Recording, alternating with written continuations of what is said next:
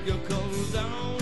Welcome back to your radio support group for We the People, the Thom Hartmann program, brought to you in part by your Buick, Pontiac, and GMC dealer. Where last month, thousands of people took advantage of great financing on a large selection of cars, trucks, and crossovers. You can find your dealer at BPG, as in Buick, Pontiac, GMC, bpgdealers.com. We're talking with Yaron Brook, who is the president and executive director of the Ayn Rand Institute, AYNRAND.org. Yaron, just a very quick, this is Bill Seidman again talking about how he invented these things and his conversation with a fellow objectivist, a turncoat. Alan Greenspan. Well, you may think. Here it is. I remember when we invented this, Alan Greenspan said, well, this is a great new innovation because we are spreading the risk all over the world, which, of course, is what we did, and for which, at this point, the world is, to say the least, blaming the whole financial crisis we're in on us. There you go. Can we go back to 30,000 feet? Yeah. Well, here's my question. If something like this is invented, and it's sort of like, let's invent a football game. Let's you and I invent a game. Sure. If you don't have goalposts, you don't have rules for the game, you don't have referees, which, by the way, is government and government regulation. If you don't have some defined parameters and some way of enforcing those defined parameters, then you don't really have a marketplace. You have chaos. Well, I mean, the rules of football are not set by government. They're set by they're set by the government of the football business. They're set by the teams, just like in the marketplace. These rules are set by the market players. They are contracts. CDOs are contracts. But let's take that 30,000 feet again. Look, CDOs were an instrument. Maybe they were good. I happen to think that used appropriately they are good, and maybe they're bad. But the point is that there are lots of innovations in the marketplace that sometimes they succeed, sometimes they fail.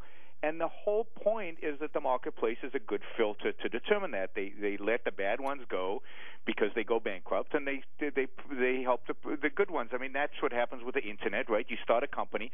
Some of these companies are no good. Do we want the government to say you're no good and shut them down? No, I don't. None of us do, Yaron. The same would have happened here. If we'd let the bad guys fail, then we'd let the good guys succeed. And if we go back to the 30,000 feet, CDOs didn't cause this crisis. The Federal Reserve caused this crisis, and I'm glad in the commercial break to see that you're a gold bug like me, and it would be great if we went back to a gold standard, got rid of the Federal Reserve, because the Federal Reserve is what causes these crises. And once a crisis happens, yes, a lot of these instruments turn out to be no good, and they should be flushed out of the system, or some of the practitioners turn out to be no good, and they should be flushed out of the system. That doesn't mean you do away with the whole system. What it means is you get rid of those players who misbehaved, or those players who took bad risks or bad debts, just like in the Internet you do that. No, I got it. That's your perspective. And here's my take on it, Yaron, is that if we're going to invent a new product that's going to be marketed as a security, which is what Seidman did, and not unlike inventing a new pharmaceutical.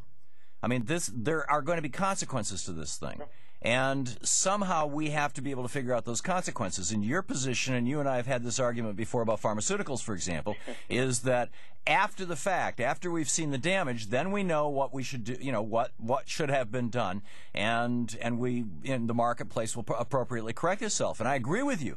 The problem is a few thousand people might have died because a bad drug was basically tested on consumers rather than on lab rats. Well, but and I would say that that's what happened here. The entire planet got these things tested on it, and it shouldn't have happened. Somebody should have said, the guy who invented them, Bill Seidman, was pleading with Greenspan, who was putting forth this ideology of, no, just throw them out in the marketplace and we'll see what happens. Well, and if Greenspan would have been consistent with that ideology and then not inflated the money supply and caused this bubble, maybe none of this stuff would have happened.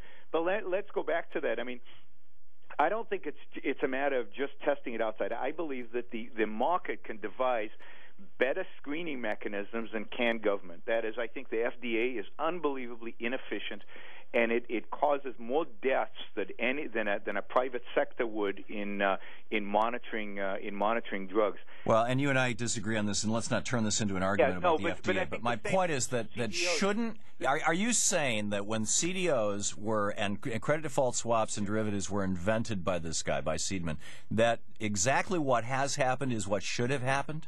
You know, I think that if we had a true free market, maybe things would have happened a little differently, but I certainly don't think government should have gotten involved. That is in the same way as when options were created and commodities markets were created, government didn't get involved. These are things that are self-regulated, and companies do it. I think CDOs would. Well, no, it was in '99 when government got out of the business. You know, the government was in the business from 1936 to 1999 of overseeing the commodities market. When the government got out, that's when we saw the government was never in the business of overseeing commodities. That was the Enron loophole. That's. Well, what was turned away was Glass-Steagall, which has to do something completely different. You're right. Actually, I'm thinking of 1998, and Commodity Futures Modernization Act is the one I was talking about. But in any case, you're on. It's always great talking with you. Thanks for dropping by. Ayn Rand, AYNRAND.org is his website. You're listening to the Thom Hartmann Program. Call 866-987-THOM.